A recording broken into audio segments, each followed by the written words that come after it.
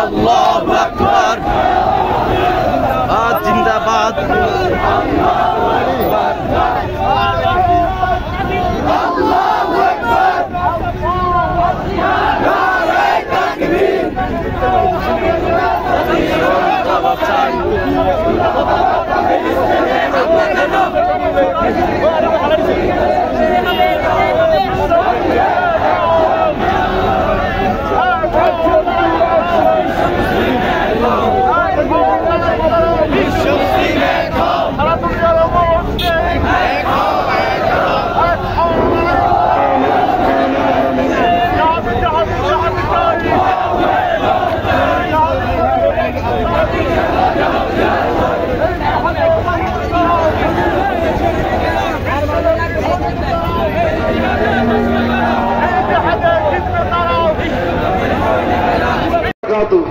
সংগ্রামে উপস্থিতি, আমরা ইসরায়েলি পণ্য বর্জন ছাড়াও আমরা আমাদের প্রতিটি নামাজে ফিলিস্তিনের মুসলমানদের জন্য দোয়া করব।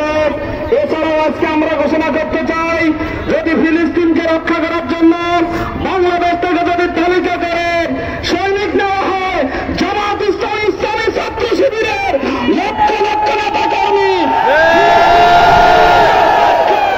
লড়াই করতে প্রস্তুত আছে, ঠিক কিনা?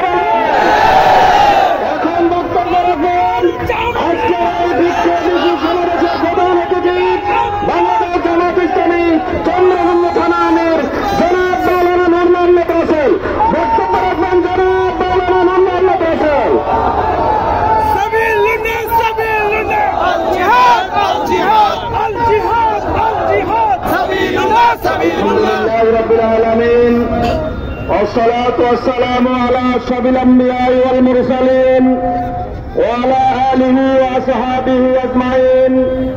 أعوذ بالله من الشيطان الرجيم. بسم الله الرحمن الرحيم. أقاتلوهم حتى لا تكون فتنة ويكون الدين كله لله. বাংলাদেশ জামাত ইসলামী কেন্দ্র ঘোষিত কর্মসূচির অংশ হিসাবে গাজায় মুসলমানদের উপর বর্বরচিত হামলার প্রতিবাদে আজকের এই বিক্ষোভ সমাবেশের সংগ্রামী বিক্ষুব্ধ তৌহিদি জনতা, আমরা সকলে জানি দ্বিতীয় বিশ্বযুদ্ধের পরে জাতিসংঘ গঠন করা হয়েছিল বিশ্ব শান্তি, নিরাপত্তা, মানবাধিকার, শিশুর অধিকার, নারীর অধিকারকে প্রতিষ্ঠিত করার জন্য।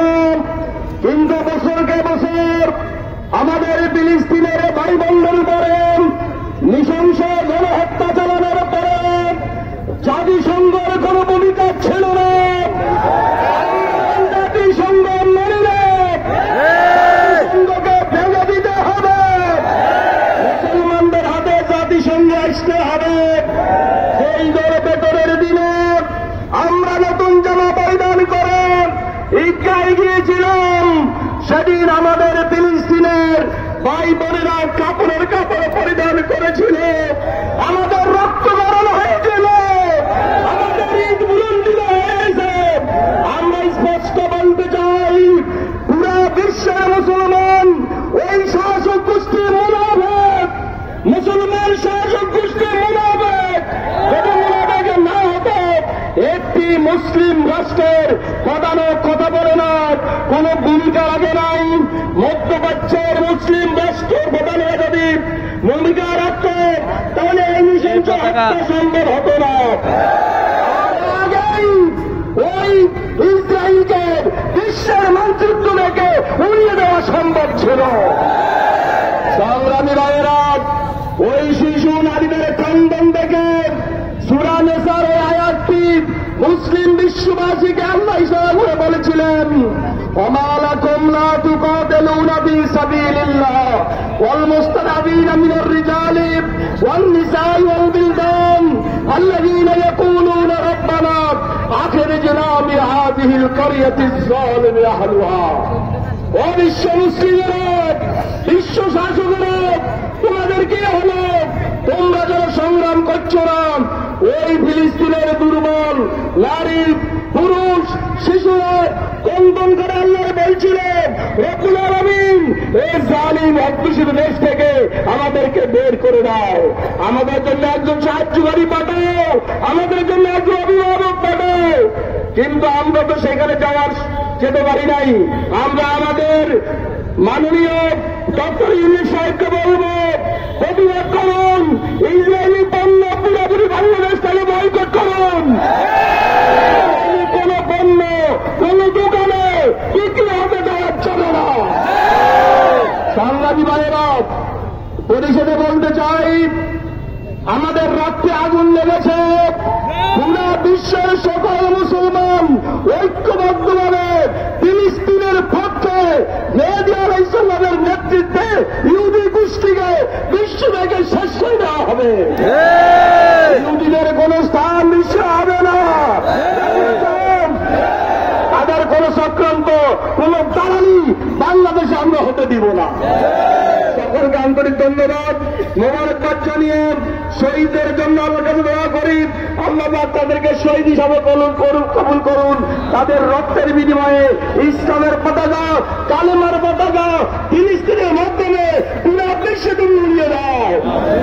সকলকে আন্তরিক ধন্যবাদ জানিয়ে আমার বক্তব্য শেষ করছি। আসসালামু আলাইকুম ওয়া রাহমাতুল্লাহি ওয়া বারাকাতুহু।